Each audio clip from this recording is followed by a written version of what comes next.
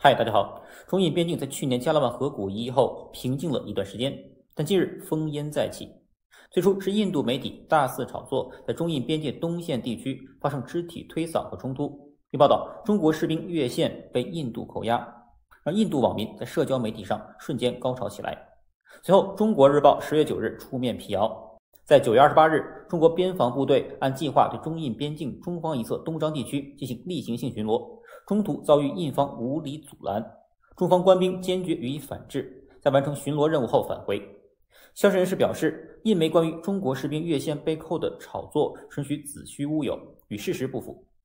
随即，互联网上也罕见曝光了2张去年在加勒万河谷冲突时的照片，一张是大批印军俘虏在解放军的监视下徒步前行，另一张则是在加勒万河水两侧双方进行交接的画面。图片细节我们稍后再做分析，先来把事情过完。中方曝光了印度俘虏，印方自然也不甘示弱，随即在社交媒体上疯传几张印度俘虏解放军的图片。不过定睛一看，这被俘军人的妆容怎么这么奇怪？怎么看怎么不像是人民解放军，倒像是哪儿雇来的海军。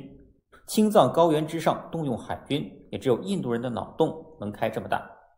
而且即便是海军也不太对劲，注意，中国海军迷彩服上是有黄色斑点的，图片中的却是没有。这么看倒有点像美国海军的迷彩服。那么这些图片哪儿来的呢？经过不懈努力，还真被我找到了，结果肯定超出你的想象。此图竟然来自一部印度人自拍的电影。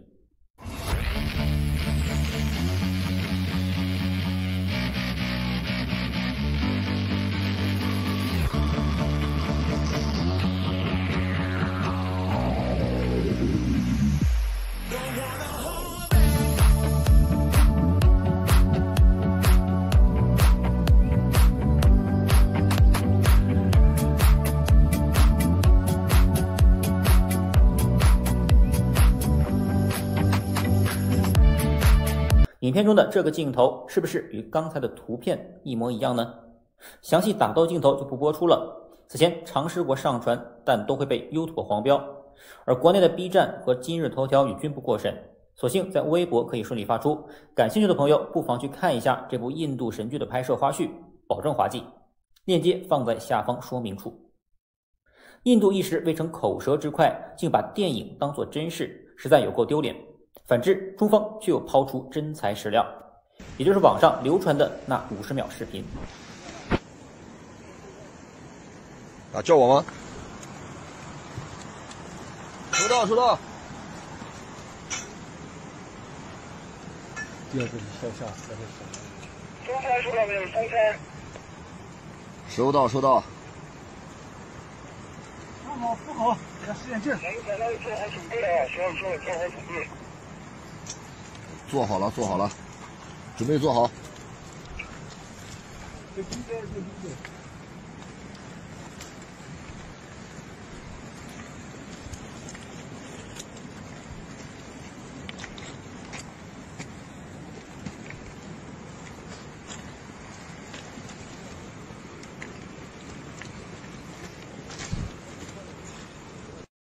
视频中清晰可见，我已做了标记。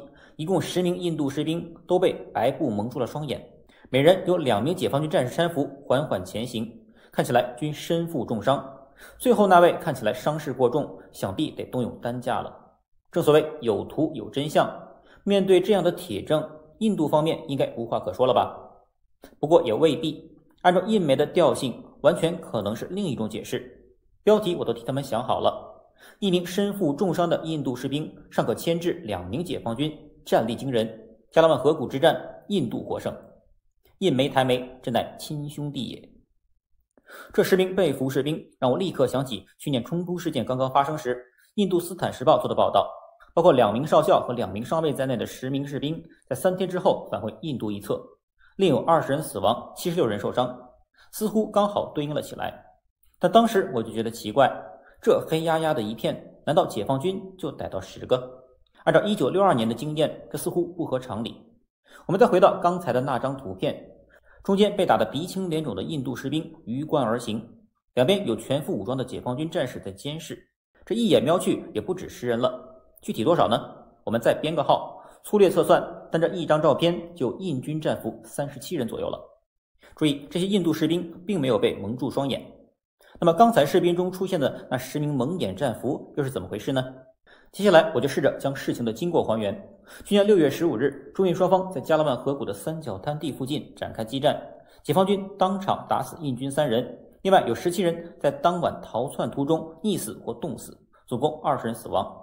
在这场战斗中，印军被俘者众，其中伤势较轻且能行走的俘虏，经过简单包扎后，在第二天早上即被解放军放回，也就是刚才看到的这张图片，人数大致在30-40人左右。而另外还有10人伤势过重，如果就这么让他们徒步走回什约克河以西，想必一方的死亡人数还会增加。所以这10名战俘就被解放军接回到了医疗条件较好的后方营地，并加以救治和照顾，并在3天之后与印方商议好交接细节后予以遣返，也就是视频中所播放的画面。由于到了我军腹地，装备、人数、布防细节都是高度机密的，这也就是这10名印军战俘被蒙住双眼的原因了。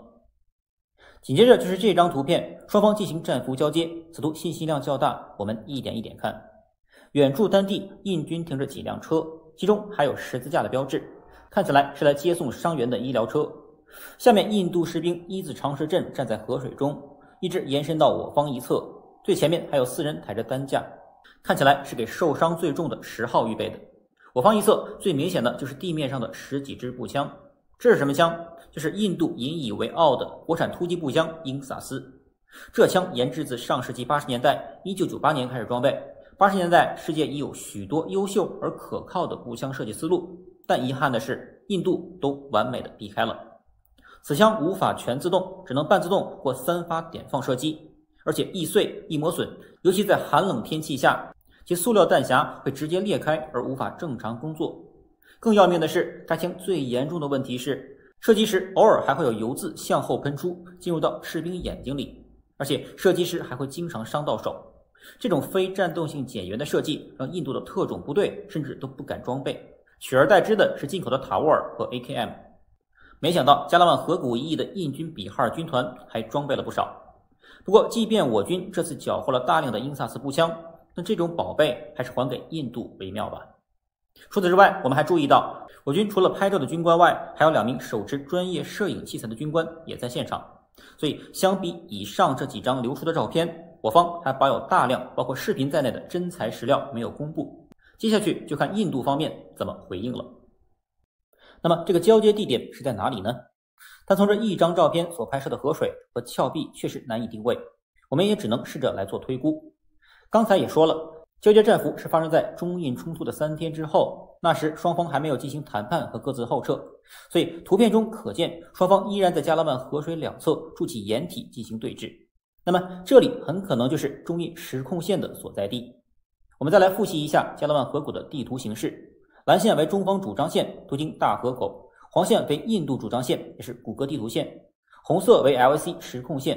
我们将地图放大，实控线所经过的刚好就是冲突发生的三角滩地，所以这张图中发生的交接地点很可能就是这里，也就是印军一字长蛇阵横跨河水的地方。